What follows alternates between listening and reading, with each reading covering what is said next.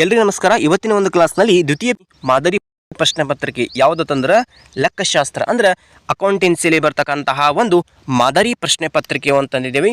ಈ ಒಂದು ಮಾದರಿ ಪ್ರಶ್ನೆ ಪತ್ರಿಕೆ ಏನಪ್ಪಾ ಅಂತಂದ್ರೆ ಕನ್ನಡದಲ್ಲಿ ಐತಿ, ಇಂಗ್ಲೀಷ್ನಲ್ಲಿ ಐತಿ. ಅದರೊಂದಿಗೆ ಸಹ ಇದು ಉತ್ತರಗಳನ್ನು ಸತಪ ಇಲ್ಲಿ ತೆಳಗಡೆ ಕೊಟ್ಟಿದ್ದೀನಿ. ನೀವೇನಪ್ಪ ಅಂತಂದ್ರೆ ಈ ಒಂದು ಮಾದರಿ ಪ್ರಶ್ನೆ ಪತ್ರಿಕೆ ಯಾವ್ಯಾವ ರೀತಿ ಅಂತ ನಿಮಗೆ ಎಕ್ಸಾಮಲ್ಲಿ ಕ್ವಶನ್ಸ್ಗಳು ಬರ್ತಾವೆ ಅಂತಕ್ಕಂಥದ್ದು ನಾವೇನಂದ್ರೆ ಇವತ್ತಿನ ಒಂದು ಕ್ಲಾಸ್ನಲ್ಲಿ ತಿಳ್ಕೊಳ್ಳೋಣ. ಹಾಗೆ ಅದರೊಂದಿಗೆ ಉತ್ತರಗಳನ್ನು ಸತಪ ನೋಡ್ಕೊಂಡು ಹೋಗೋಣ. ಮೊದಲನೇದಾಗಿ ಏನಪ್ಪ ಅಂತಂದ್ರೆ ವಿಭಾಗ ಎ 5 × 1 = 5. ಮೊದಲನೇ ಪ್ರಶ್ನೆ ನೋಡ್ರಿ, ಕೊಟ್ಟಿರುವ ಆಯ್ಕೆಗಳಲ್ಲಿ ಸರಿಯಾದ ಉತ್ತರವನ್ನು ಆರಿಸಿ ಬರೆಯಿರಿ. ಇದು ಮಲ್ಟಿಪಲ್ ಚಾಯ್ಸ್ ಕ್ವಶನ್ಸ್ ಇರ್ತಾವೆ, ಎಲ್ಲ ಎಕ್ಸಾಮ್ ಸೇಮ್ ಇರ್ತೈತಿ. ಈ ಒಂದು ಅಕೌಂಟೆನ್ಸಿಯಲ್ಲಿ ಏನಪ್ಪ ಅಂತಂದ್ರೆ ಸರಿಯಾದ್ರಿಂದ ನೀವು ಕ್ವಶನ್ ಮತ್ತು ಆನ್ಸರ್ಸ್ಗಳನ್ನು ನೋಡ್ಕೊಂಡು ಹೋಗಿದ್ದೆ ಆದಲ್ಲಿ ನಿಮ್ಗೆ ಔಟ್ ಆಫ್ ಔಟ್ ಬೀಳುವಂಥ ಸಾಧ್ಯತೆ ಜಾಸ್ತಿ ಇರ್ತೈತಿ. ಅದಕ್ಕೆ ಯಾರು ವಿಡಿಯೋನಪ್ಪ ಅಂತಂದ್ರೆ ಸ್ಕಿಪ್ ಮಾಡದೆ ಕೊನೆ ತನಕ ನೋಡಿ, ಯಾಕಪ್ಪ ಅಂತಂದ್ರೆ ನಿಮ್ಗೆ ಸರಿಯಾದ ರೀತಿ ಅರ್ಥ ಆಗ್ತೈತಿ. ಮೊದಲನೇದಾಗಿ ನೋಡ್ರಿ, ಪಿ ಮತ್ತು ಕ್ಯೂ ಎಂಬ ಪಾಲುದಾರರು 3:1 ಅನುಪಾತದಲ್ಲಿ ಲಾಭ ಹಂಚಿಕೊಳ್ಳುವವರು. ಆರ್ ಎಂಬುವರು 1/5 ಪಾಲಿಗೆ ಸಂಸ್ಥೆಗೆ ಸೇರಿದವರು. ಪಿ ಮತ್ತು ಕ್ಯೂ ಇವರ ತ್ಯಾಗದ ಅನುಪಾತವು. ಇಲ್ಲೇನಪ್ಪ ಅಂತಂದ್ರೆ ಅಕೌಂಟೆನ್ಸಿಯಲ್ಲಿ ಅನುಪಾತವನ್ನು ಕಂಡುಹಿಡಿಯಿರಿ ಅಂತಕ್ಕಂಥದ್ದು ಇಲ್ಲಿ ಕ್ವಶನ್ ಕೇಳಿದ್ದಾರೆ. ಅದಕ್ಕೋಸ್ಕರವಾಗಿ ನೀವೇನಪ್ಪ ಅಂತಂದ್ರೆ ಇದಕ್ಕೆ ಸರಿಯಾದಂಥ ಉತ್ತರ ಯಾವುದು ಆಗ್ತದೆ ಅಂತಂದ್ರೆ ಆಪ್ಷನ್ ಬಿ 3.1 ಇದೇನಪ್ಪ ಅಂತಂದ್ರೆ ಇದಕ್ಕೆ ಸರಿಯಾದಂಥ ಉತ್ತರ ಆಗ್ತೈತೆ ನೋಡ್ರಿ. ಇನ್ನು ನೆಕ್ಸ್ಟ್ ಎರಡನೇ ಪ್ರಶ್ನೆ ನೋಡೋದಾದರೆ, ಸಂಸ್ಥೆಯು ವಿಸರ್ಜನೆಯಾದಾಗ ಪಾಲುದಾರರ ಬಂಡವಾಳ ಖಾತೆಗಳನ್ನು ಈ ಖಾತೆಯ ಮೂಲಕ ಮುಕ್ತಾಯಗೊಳಿಸಲಾಗುವುದು. ಯಾವ ಖಾತೆಯ ಮೂಲಕ ಮುಕ್ತಾಯಗೊಳಿಸ್ತದಪ್ಪ ಅಂತಂದ್ರೆ ನಗದು ಅಥವಾ ಬ್ಯಾಂಕು ಖಾತೆಯ ಮೂಲಕ. ಇದೇನಪ್ಪ ಅಂತಂದ್ರೆ ವಿಸರ್ಜನೆ ಮಾಡೋ ಟೈಮ್ ಒಳಗೆ ಬಂಡವಾಳಶಾಹಿದಾರರು ಇದಕ್ಕೆ ಖಾತೆ ಏನಪ್ಪ ಅಂತಂದ್ರೆ ಮುಕ್ತ ಮಾಡ್ತಿರ್ತಾರೆ. ನೆಕ್ಸ್ಟ್ ಮೂರನೇ ಪ್ರಶ್ನೆ ನೋಡ್ಕೊಂತ ಹೋಗೋಣ. ಇನ್ನು ಮುಟ್ಟುಗೋಲಾದ ಷೇರುಗಳು ಮರು ನೀಡಿಕೆಗೆ ಮೇಲಿನ ಲಾಭವನ್ನು ವರ್ಗಾಯಿಸುವ ಖಾತೆ ಯಾವುದಾಗ್ತದೆ ಅಂತಂದ್ರೆ ಉತ್ತರ ಬಂಡವಾಳ ಮೀಸಲು ಖಾತೆ. ಇದಕ್ಕೇನಪ್ಪ ಅಂದ್ರೆ ಮುಟ್ಟುಗೋಲಾದ ಷೇರುಗಳ ಮರು ನೀಡಿಕೆಗೆ ಈ ಒಂದು ಮೇಲಿನ ಲಾಭವನ್ನು ವರ್ಗಾಯಿಸುವ ಖಾತೆ ಯಾವುದಂದ್ರೆ ಬಂಡವಾಳ ಮೀಸಲು ಖಾತೆ ಆಗಿರ್ತೈತೆ ನೋಡ್ರಿ. ಇನ್ನು ನಾಲ್ಕನೇ ಪ್ರಶ್ನೆ, ಈ ಕೆಳಗಿನವುಗಳಲ್ಲಿ ಯಾವುದನ್ನು ಸ್ಥಿರಾಸ್ತಿಗಳು ತಲೆಬರಹದಲ್ಲಿ ತೋರಿಸಲಾಗುತ್ತದೆ? ಸ್ಥಿರಾಸ್ತಿಗಳು ತಲೆಬರಹದಲ್ಲಿ ತೋರಿಸಲಾಗುತ್ತದೆ ಅಂತಂದ್ರೆ ಆಪ್ಷನ್ ಡಿ ಕೀರ್ತಿ ಮೌಲ್ಯ ಅಂತಕ್ಕಂಥದ್ದು ಇಲ್ಲಿ ಸ್ಥಿರಾಸ್ತಿಗಳಾಗಿರ್ತೈತೆ ನೋಡ್ರಿ. ಇನ್ನು ಕೊನೆಯದಾಗಿ ಏನಪ್ಪ ಅಂತಂದ್ರೆ ಇದು ಮಲ್ಟಿಪಲ್ ಚಾಯ್ಸ್ ಒಳಗೆ 5ನೇ ಪ್ರಶ್ನೆ, ಈ ಒಂದು ಕೆಳಗಿನ ಅನುಪಾತಗಳ ಗುಂಪುಗಳು ಮುಖ್ಯವಾಗಿ ಗಂಡಾಂತರವನ್ನು ಅಳೆಯುತ್ತದೆ. ಯಾವುದು ಗಂಡಾಂತರವನ್ನು ಈ ಒಂದು ಆಪ್ಷನಲ್ಲಿ ಅಳಿತೈತಿ ಅಂತಕ್ಕಂಥದ್ದು ಕೇಳಿದ್ರೆ ಇಲ್ಲೇನಪ್ಪ ಅಂತಂದ್ರೆ ಆಪ್ಷನ್ ಎ ಕರೆಕ್ಟ್ ಆಗತ್ತೆ ನೋಡ್ರಿ. ದ್ರವತ್ವ, ಸಾಲ ಮತ್ತು ಲಾಭದಾಯಕತೆ ಇದೇನಪ್ಪ ಅಂತಂದ್ರೆ ಈ ಒಂದು ಸರಿಯಾದಂಥ ಉತ್ತರ. ಇನ್ನು ನೆಕ್ಸ್ಟ್ ಏನಂದ್ರೆ ಬಿಟ್ಟ ಸ್ಥಳ ತುಂಬಿರಿ. ಈ ಒಂದು ಬಿಟ್ಟ ಸ್ಥಳ ತುಂಬಿರಿ ಅಂತಕ್ಕಂಥದ್ದು ಈ ಒಂದು ಕ್ವಶನ್ನಲ್ಲಿ ಯಾವ ರೀತಿ ಅಂತ ಆನ್ಸರ್ ಕರೆಕ್ಟ್ ಆಗಿದ್ದಾವೆ ಅಂತ ನೋಡೋಣ. ಮೊದಲನೇದಾಗಿ 6ನೇ ಪ್ರಶ್ನೆ, ಡ್ಯಾಶ್ ಕಾಯ್ದೆ ಪ್ರಕಾರ ಪಾಲುದಾರಿಕೆ ಕರಾರು ಪತ್ರವನ್ನು ತಯಾರಿಸುತ್ತದೆ. ಇಲ್ಲೇನಪ್ಪ ಅಂತಂದ್ರೆ ಡ್ಯಾಶ್ ಅಂದರೆ ಸ್ಟ್ಯಾಂಪ್ ಅಂದ್ರೆ ಮುದ್ರಾಂಕ ಕಾಯ್ದೆ. ಇದೇನಪ್ಪ ಅಂತಂದ್ರೆ ಪ್ರಕಾರ ಪಾಲುದಾರಿಕೆಯ ಕರಾರು ಪತ್ರವನ್ನು ತಯಾರು ಮಾಡ್ತೈತೆ ನೋಡ್ರಿ. ಇನ್ನು ನೆಕ್ಸ್ಟ್ 7ನೇ ಪ್ರಶ್ನೆ, ಮುಂದುವರೆಯುವ ಪಾಲುದಾರರ ಬಂಡವಾಳ ಹೊಂದಾಣಿಕೆ ಡ್ಯಾಶ್ ಅನುಪಾತವನ್ನು ಬಳಸಲಾಗುತ್ತದೆ. ಇಲ್ಲೇನಪ್ಪ ಅಂತಂದ್ರೆ ನ್ಯೂ ಪ್ರಾಫಿಟ್ ಶೇರಿಂಗ್ ಆಗಿರ್ತೈತೆ ನೋಡ್ರಿ. ನ್ಯೂ ಪ್ರಾಫಿಟ್ ಶೇರಿಂಗ್ ಅಂತಂದ್ರೆ ಹೊಸ ಲಾಭ ಹಂಚಿಕೆ ಅಂತಕ್ಕಂಥದ್ದು ಇದಕ್ಕೆ 7ನೇದಕ್ಕೆ ಸರಿಯಾದಂಥ ಉತ್ತರ ಆಗಿರ್ತೈತಿ. ಇನ್ನು 8ನೇದಾಗಿ ಏನಪ್ಪ ಅಂತಂದ್ರೆ ಪಾಲುದಾರಿಕಾ ಸಂಸ್ಥೆಯ ವಿಸರ್ಜನೆಯ ಸಂದರ್ಭದಲ್ಲಿ ವಿಸರ್ಜನಾ ವೆಚ್ಚವನ್ನು ಸಂಸ್ಥೆಯು ಭರಿಸಿದಾಗ ಅಂತಹ ವೆಚ್ಚವನ್ನು ಡ್ಯಾಶ್ ಖಾತೆಗೆ ಖರ್ಚು ಹಾಕಲಾಗುತ್ತದೆ. ಯಾವ ಇದಕ್ಕೆ ಖರ್ಚು ಹಾಕ್ತದಪ್ಪ ಅಂತಂದ್ರೆ ಈ ಒಂದು 8ನೇ ಪ್ರಶ್ನೆಗೆ ಏನಪ್ಪ ಅಂತಂದ್ರೆ ವಿಲೇವಾರಿ ಅಂತಕ್ಕಂಥದ್ದು ಇದಕ್ಕೆ ಸರಿಯಾದಂಥ ಉತ್ತರ ಆಗಿರ್ತೈತೆ ನೋಡ್ರಿ. ಇನ್ನು 9ನೇ ಪ್ರಶ್ನೆ, ಕಂಪನಿಯು ಒಂದು ಡ್ಯಾಶ್ ವ್ಯಕ್ತಿಯಾಗಿದೆ. ಕಂಪನಿ ಏನಾಗಿರ್ತದೆ ಕೃತಕ ಬುದ್ಧಿಮತ್ತೆ ಒಂದು ವ್ಯಕ್ತಿಯಾಗಿರ್ತದೆ ಅಂತಕ್ಕಂಥದ್ದು ಇಲ್ಲಿ ಕೃತಕ ಅಂತಕ್ಕಂಥದ್ದು ಇಲ್ಲಿ ಸರಿಯಾದಂಥ ಉತ್ತರ ಆಗಿರ್ತೈತಿ. ಇನ್ನು 10ನೇ ಪ್ರಶ್ನೆ, ವ್ಯವಹಾರದ ಡ್ಯಾಶ್ ಸದೃಢತೆಯನ್ನು ಅಳೆಯಲು ದ್ರವತ್ವದ ಅನುಪಾತವನ್ನು ಲೆಕ್ಕ ಹಾಕುತ್ತದೆ. ಇಲ್ಲೇನಪ್ಪ ಅಂತಂದ್ರೆ ಶಾರ್ಟ್ ಟರ್ಮ್ ಅಂದ್ರೆ ಅಲ್ಪಾವಧಿ ಏನಪ್ಪ ಅಂತಂದ್ರೆ ಸದೃಢತೆಯನ್ನು ಅಳೆಯಲು ದ್ರವತ್ವದ ಅನುಪಾತಗಳನ್ನು ಲೆಕ್ಕ ಹಾಕ್ತೈತಿ. ಇಷ್ಟು ಏನಪ್ಪ ಅಂತಂದ್ರೆ ಇದು ಬಿಟ್ಟ ಸ್ಥಳ ತುಂಬಿರಿ. ನೀವು ಸರಿಯಾದ ರೀತಿ ನೋಡ್ಕೊಂಡು ಹೋಗ್ರಿ. ಯಾಕಪ್ಪ ಅಂತಂದ್ರೆ ಕೆಳಗಡೆ ಸತ ಏನಪ್ಪ ಅಂತಂದ್ರೆ ಇಂಗ್ಲೀಷ್ ವರ್ಷನ್ ಐತಿ. ಅದಾದ ಬಳಿಕ ಇಲ್ಲಿ ಇಂಗ್ಲೀಷ್ ಒಳಗೆ ಏನಂತಂದ್ರೆ ಸಂಪೂರ್ಣವಾದಂಥ ಕೀ ಆನ್ಸರ್ಸ್ಗಳನ್ನಪ್ಪ ಹಾಕಿದ್ದೀನಿ, ಅಲ್ಲಿ ಸತ ನೋಡ್ಕೊಂಡು ಹೋಗ್ರಿ. ಇನ್ನು ನೆಕ್ಸ್ಟ್ ಏನಪ್ಪ ಅಂತಂದ್ರೆ ಹೊಂದಿಸಿ ಬರೆಯಿರಿ. ಇಲ್ಲಿ ಈ ಒಂದು ಹೊಂದಿಸಿ ಬರೆಯಲಿ ಕನ್ನಡದಲ್ಲಿ ಯಾವ ರೀತಿ ಆನ್ಸರ್ಸ್ಗಳು ಕರೆಕ್ಟ್ ಅದಾವ ಅಂತಂದ್ರೆ ಮೊದಲನೇದಾಗಿ ಏನಪ್ಪ ಅಂತಂದ್ರೆ ಎ ಮತ್ತು ಬಿ ಪಾರ್ಟ್ ಐತಿ. ಮೊದಲನೇದಾಗಿ ಕೀರ್ತಿ ಮೌಲ್ಯದ ಮೌಲ್ಯಮಾಪನ ಯಾವುದು ಆಗ್ತದೆ ಅಂತಂದ್ರೆ ಕೀರ್ತಿ ಮೌಲ್ಯದ ಮೌಲ್ಯಮಾಪನ ಆಪ್ಷನ್ 5 ಸರಾಸರಿ ಲಾಭದ ವಿಧಾನ. ಇದೇನಪ್ಪ ಅಂತಂದ್ರೆ ಇದಕ್ಕೆ ಸರಿಯಾದಂಥ ಉತ್ತರ ಆಗಿರ್ತೈತಿ. ನೆಕ್ಸ್ಟ್ ವಾರಸುದಾರರ ಖಾತೆ ಅಂತಂದ್ರೆ ಪಾಲುದಾರನ ನಿಧನ. ವಾರಸುದಾರನ ಖಾತೆ ಏನಾಗ್ತೈತೆ ಅಂದರೆ ಪಾಲುದಾರ ಯಾವಾಗ ನಿಧನ ಆಗ್ತಾನೆ ಆ ಒಂದು ವಾರಸುದಾರ ಖಾತೆ ಆಗ್ತೈತಿ. ಇನ್ನು ನೆಕ್ಸ್ಟ್ ಸಾಲ ಪತ್ರ ಅಂದ್ರೆ ಸಾಲ ಸ್ವೀಕೃತಿ ಪತ್ರ.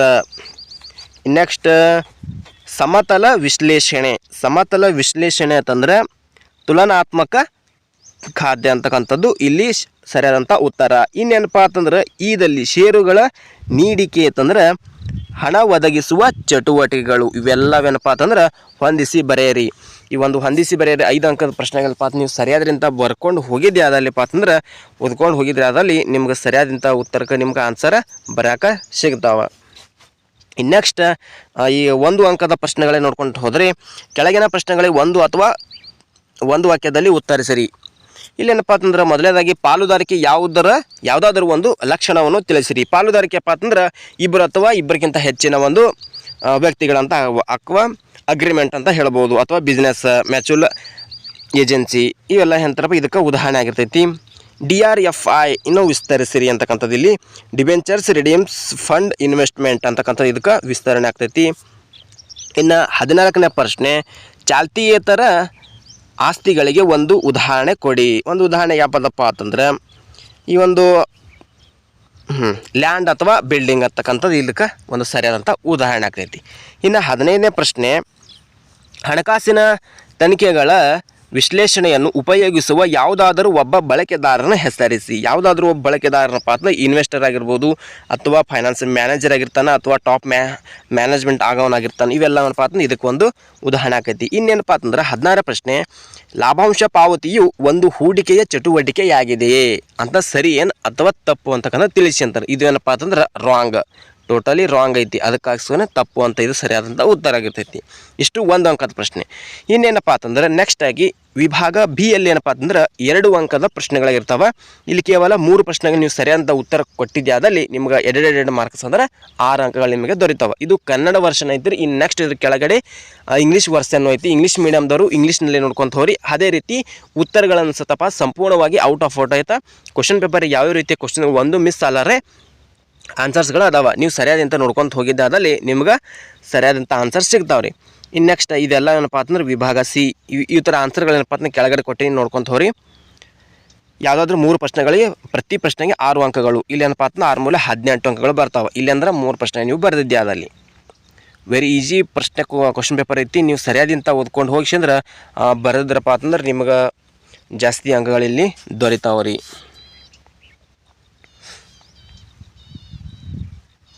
ಇಲ್ಲಿ 25ನೇ ಪ್ರಶ್ನೆ ನೋಡ್ರಿ, ಗ್ರಾಫ್ ಐತಿ. ಇದೊಂದು ಲೆಕ್ಕ ಮಾಡಿ ಬಿಡಿಸ್ಬೇಕಾಗ್ತೈತಿ.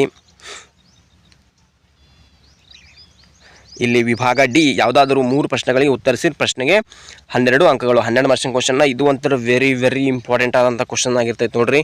ಇವು ಒಂಥರ ಒಟ್ಟ ಮಿಸ್ ಮಾಡ್ಕೋಬಾರ್ದು. ಇದರಲ್ಲಿ ಏನಪ್ಪ ಅಂತಂದ್ರೆ ನಿಮಗೆ ಸ್ಕೋರ್ ಅಂತ ಜಾಸ್ತಿ ಆಗ್ಬೇಕಂತಂದ್ರೆ ಇವುಗಳೇನಪ್ಪ ಅಂತ ಲೆಕ್ಕನ ಜಾಸ್ತಿ ಪ್ರಾಕ್ಟೀಸ್ ಮಾಡಿರಿ. ಇದರ ಉತ್ತರಗಳನ್ನು ಕೆಳಗಡೆ ಐತಿ, ನೀವು ನೋಡ್ಕೊಂತ ಹೋಗ್ರಿ.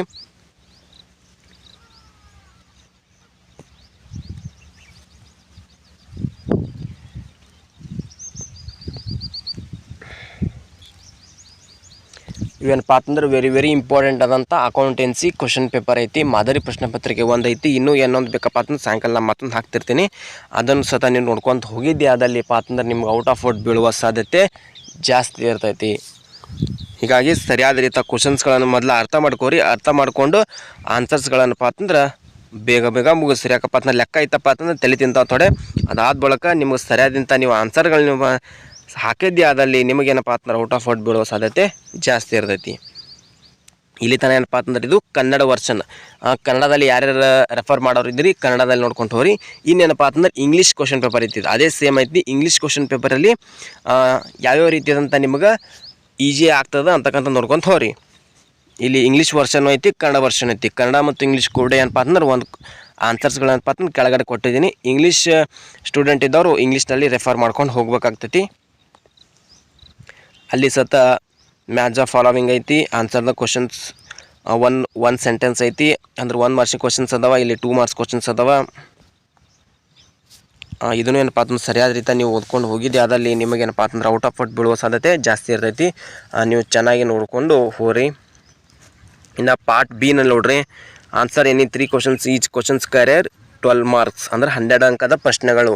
ಇವು ಏನಪ್ಪ ಅಂತಂದ್ರೆ ವೆರಿ ಇಂಪಾರ್ಟೆಂಟ್ ಆಗಿರ್ತಾವೆ. ಆಗಲೇ ಹೇಳಿದ ಹಾಗೆ 12 ಅಂಕದ ಪ್ರಶ್ನೆಗಳು ಸಹಿತ ವೆರಿ ಇಂಪಾರ್ಟೆಂಟ್ ಆಗಿರ್ತಾವೆ. ಅದಕ್ಕೆ ನೀವು ಸರಿಯಾದ್ರಿಂದ ಎಲ್ಲೆಲ್ಲಿ ಏನೇನು ಬರೀಬೇಕು ಅಂತಕ್ಕಂಥ ನೀವು ಬರೀ ಗ್ರಾಫ್ ಹಾಕಿ ಬ್ಯಾಲೆನ್ಸ್ ಶೀಟ್ ರಚನೆ ಮಾಡಿದ್ರೆ ಸಹಿತ ನಿಮಗೇನಪ್ಪ ಅಂತ 5-6 ಅಂಕ ಬೀಳುವ ಸಾಧ್ಯತೆ ಜಾಸ್ತಿ ಇರ್ತೈತೆ ರೀ.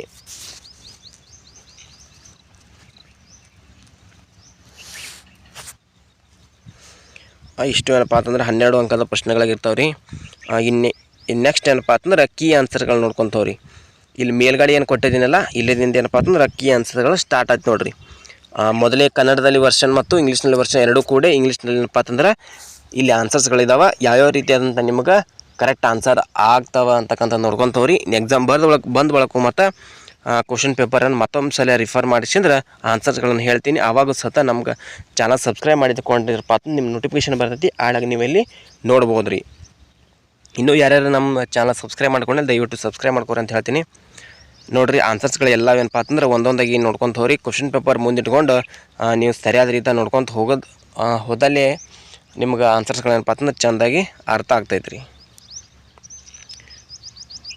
ಇದು 2 ಅಂಕದ ಪ್ರಶ್ನೆಗಳು ಮತ್ತು 6 ಅಂಕದ್ದು ಮತ್ತು 12 ಅಂಕದ ಏನಪ್ಪ ಅಂತಂದ್ರೆ ವೆರಿ ಇಂಪಾರ್ಟೆಂಟ್ ಆಗಿರ್ತಾವೆ ನೋಡಿರಿ. ಇವುಗಳೇನಪ್ಪ ಅಂತಂದ್ರೆ ನೀವು ಬಿಡಿಸ್ಬೇಕಾಗ್ತೈತಿ. 12 ಅಂಕದಪ್ಪ ನೀವು ಪ್ರಶ್ನೆಗಳನ್ನ ನೀವು ಬೇರೆ ಬ್ಯಾಲೆನ್ಸ್ ಶೀಟ್ ಹಾಕಿದ್ರಪ್ಪ ಅಂತಂದ್ರೆ ಆಟೋಮೆಟಿಕ್ ನಿಮ್ಗೆ 5-6 ಅಂಕ ಫಿಕ್ಸ್ ಆಗಿ ಬೀಳ್ತಾವೆ ರೀ. ಅಲ್ಲಿ ಏನಪ್ಪ ಅಂತಂದ್ರೆ ನೀವು ಸರಿಯಾದ ರೀತಿ ಲೆಕ್ಕ ಮಾಡ್ಕೊಂಡು ಹೋಗಿರ 12ಕ್ಕೆ 12 ಮಾರ್ಕ್ಸ್ ನಿಮ್ಗೆ ಫಿಕ್ಸ್ ಇರ್ತಾವೆ. ಇವೆಲ್ಲ ಆನ್ಸರ್ಸ್ಗಳದ ನೋಡ್ರಿ. ಮ್ಯಾಲ್ಗಡೆ ಕ್ವಶನ್ ಪೇಪರ್ ಐತಿ. ಕ್ವಶನ್ ಪೇಪರ್ ನೋಡಿಕೊಂಡು ಆನ್ಸರ್ಗಳನ್ನಪ್ಪ ರೆಫರ್ ಮಾಡಿರಿ, ಅಥವಾ ನೀವು ಮತ್ತೊಂದು ತಲೆ ರಫಲ್ಲಿ ಬರ್ಕೊಂಡು ಪ್ರಾಕ್ಟೀಸ್ ಮಾಡ್ಕೊಂಡು ಹೋಗಿದ್ದೆ ಅದಲ್ಲಿ ನಿಮಗೇನಪ್ಪ ಅಂತಂದ್ರೆ ಹೆಲ್ಪ್ ಆಗುವ ಸಾಧ್ಯತೆ ಜಾಸ್ತಿ ಇರ್ತೈತಿ.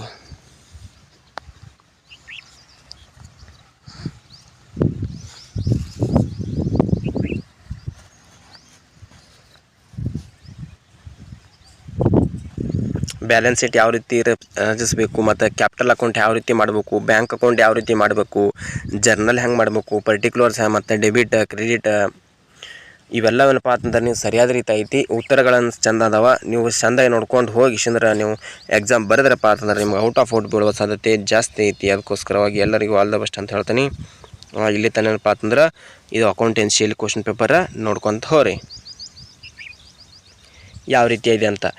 ಇಷ್ಟೇನಂದ್ರೆ ಇವತ್ತಿನ ಕ್ಲಾಸಲ್ಲಿ ಇರ್ತಕ್ಕಂಥ ಮಾಹಿತಿ ನೋಡಿರಿ. ಯಾವುದಂದ್ರೆ ಅಕೌಂಟೆನ್ಸಿ ಪೂರ್ವ ಸಿದ್ಧತಾ ಪರೀಕ್ಷೆ ಪ್ರಿಪ್ರೇಟರಿ ಎಕ್ಸಾಮ್ದು 2 ಐತಲ್ಲ. ಈಗ ಅಕೌಂಟೆನ್ಸಿ ಲೆಕ್ಕಶಾಸ್ತ್ರದಲ್ಲಿ ಬರ್ತಕ್ಕಂಥ ವೆರಿ ಇಂಪಾರ್ಟೆಂಟ್ ಆದಂಥ ಮಾಡಲ್ ಕ್ವಶನ್ ಪೇಪರ್ ಐತಿ. ಇದನ್ನು ತೊಗೊಂಡು ನೀವು ರೆಫರ್ ಮಾಡ್ಕೊಂಡು ಹೋಗಿ ಎಕ್ಸಾಮ್ ಬರೆದಿದ್ದೆ ಆದಲ್ಲಿ ನಿಮಗೇನಪ್ಪ ಅಂತಂದ್ರೆ ಜಾಸ್ತಿ ಅಂಕಗಳು ಬರುವ ಸಾಧ್ಯತೆ ಜಾಸ್ತಿ ಇರ್ತೈತಿ. ಇಷ್ಟೇನಂದ್ರೆ ಇವತ್ತಿನ ಕ್ಲಾಸಲ್ಲಿ ಇರ್ತಕ್ಕಂಥ ಮಾಹಿತಿ.